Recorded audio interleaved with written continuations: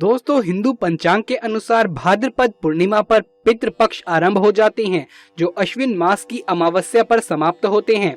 इस बार पितृपक्ष 10 सितंबर से शुरू हो चुके हैं और 25 सितंबर को समाप्त होंगे। पितृपक्ष को कनागत, श्राद्ध पक्ष और श्राद्ध आदि के नाम से भी जाना जाता है। ये दिन पितरों को समर्पित होते हैं। हिंदू धर्म में मान्यता है कि पितृपक्ष के दौरान यमराज सभी आत्माओं को पृथ्वी लोक पर भेज देते हैं। वो सभी आत्माएं अपने परिजनों से अपने हेतु तर्पण श्राद्ध लेने के लिए धरती पर आते हैं। ऐसे में जो व्यक्ति अपने पितरों का श्रद्धा भाव से श्राद्ध या फिर तर्पण नहीं करते, उनके पितर नाराज हो जाते हैं।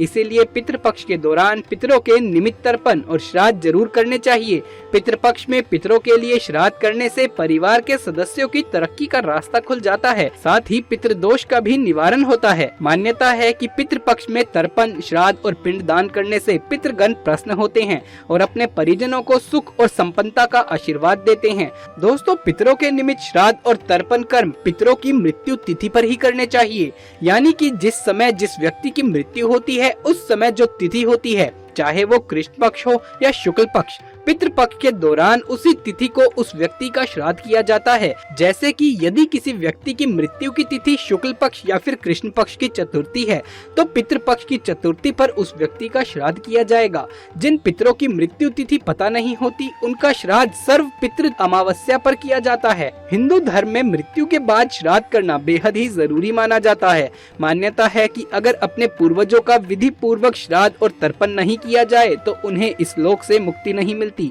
और वो भूत प्रेत के रूप में इस संसार में ही भटकते रहते हैं। इसीलिए पितरों की मुक्ति के लिए श्राद्ध पक्ष का बेहद महत्व है। माना जाता है कि जिनके पितर उनसे नाराज होते हैं, उन्हें पितृदोष लगता है। पितृदोष को सबसे जटिल कुंडली दोषों में एक माना जाता है। जिनके ऊपर पितृदोष लगा हुआ होता है, उन्हें किसी भी क्षेत्र में सफलता नहीं मिलती। उन्हें जीवन में दुख और पीड़ा का सामना बहुत ज्यादा करना पड़ता है। पितृपक्ष पितरों को प्रसन्न करने में बहुत खास दिन माने जाते हैं। इन दिनों आप छोटे से छोटे कर्म करके भी अपने पूर्वजों को प्रसन्न कर सकते हैं और उनका आशीर्वाद प्राप्त कर सकते हैं।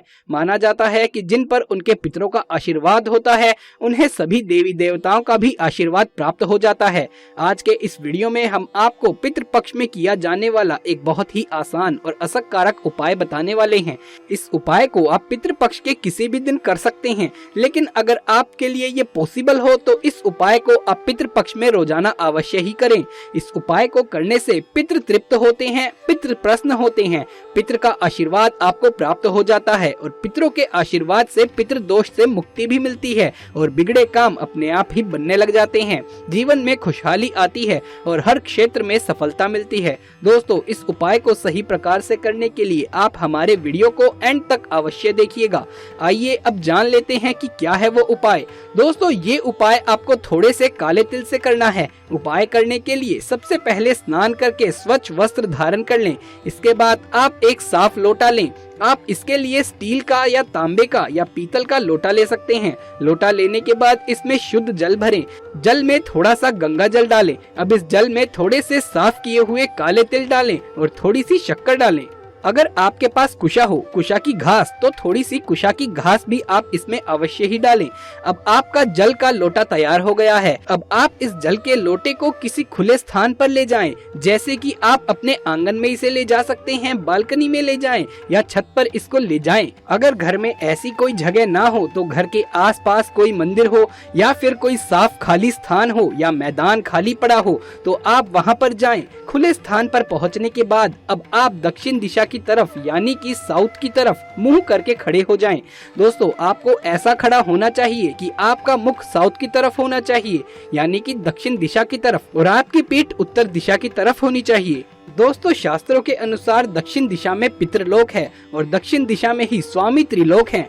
पितरों का वास दक्षिण दिशा में ही माना जाता है। इसीलिए पितरों को प्रसन्न करने के लिए और पितरों का आशीर्वाद प्राप्त करने के लिए दक्षिण दिशा में पितरों को जल चढ़ाना चाहिए। जल चढ़ाने के लिए आप जल के पात्र को अपने दोनों हाथों में अपने सिर तक उठाएं। अब आप इस पात्र से इस जल को पितृदेव को अर्पित करें। इस जल को चढ़ाते समय आप पितृदेव से इस मंत्र का जाप करते रहें। मंत्र कुछ इस प्रकार है: ओम पितरो देवताय नमः, ओम पितरो देवताय नमः। आपको इस मंत्र का जाप करते हुए धीरे धीरे पितरों को जल अर्पित करना है। पूरे लोटे का जल चढ़ाने के बाद जल के लोटे में तिल या कुछ घास अगर बच जाए तो उसे आप हाथों से निकालकर जल के स्थान पर डाल दें। जल चढ़ाने के बाद आप पितृदेव को प्रणाम करें और पितृदेव के इस मंत्र का 108 बार जाप करें। मंत्र इस प्रकार है, ओम पितरो देवताय नमः, ओम पितरो देवताय नमः।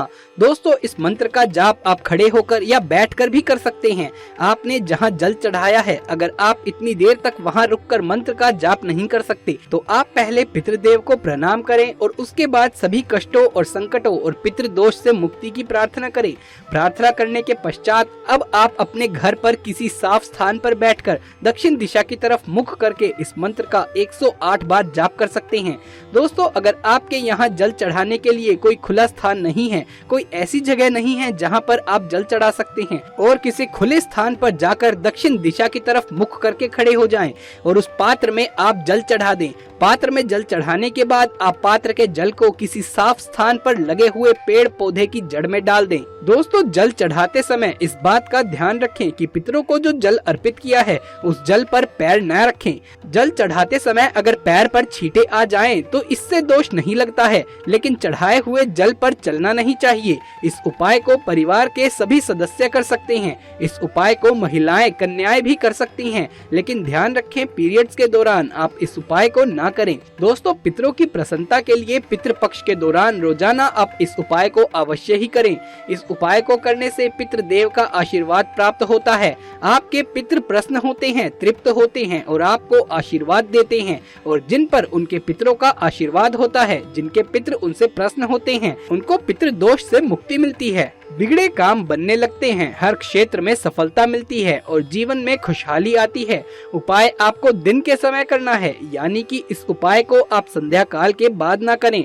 हो सके तो इस उपाय को दोपहर 12 बजे से 1 बजे के बीच में ही करें, क्योंकि ये समय पितरों का समय होता है। माना जाता है इसी समय पितृदेव अपने घर आते हैं। पितृपक्ष के दौरान पितरों को प्रसन्न करने के लिए इस बात का भी आप विशेष ध्यान रखें कि पितृपक्ष के दौरान किसी भी प्रकार की कोई पार्टी का आप आयोजन ना करें, किसी भी प्रकार के पूजा पाठ का अनुष्ठान का आयोजन ना करें। कोई भी शुभ कार्य जैसे कि विवाह, मुंडन, उपनयन, संस्कार, सगाई या फिर किसी सामान को खरीदना, वाहन खरीदना या गृह प्रवेश इत्यादि कार्य बिल्कुल भी ना करें। पितृपक्ष के दौरान सिर्फ आप अपने रोजमर्रा के कार्य ही कर सकते हैं और सामान भी ऐसा ही खरीदें और इस्तेमाल करें जो आपकी रोज की जरूरतों में हो।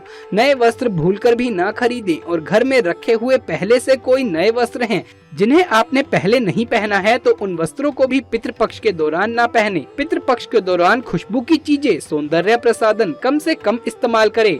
हो सके तो बिल्कुल भी इस्तेमाल ही ना करें। पितृपक्ष के दौरान मांस, मदिरा और प्याज लहसुन से दूर रहें। इस दौरान नाखून ना काटें, बाल ना काटें, दाढ़ी मूछ ना बनाएं और लड़ाई झगड़ा भूलकर भी ना करें। किसी के साथ इस बात का भी विशेष ध्यान रखें कि पितृपक्ष के दौरान आपके द्वार पर कोई भी कुछ मांगने आता है तो आप उसे कुछ न कुछ अवश्य ही दे के रवाना करें, क्योंकि पितृपक्ष के दौरान पितृ किसी भी रूप में आ सकते हैं। इसीलिए आप अपने घर पर किसी भी व्यक्ति को खाली हाथ ना लौटने दें।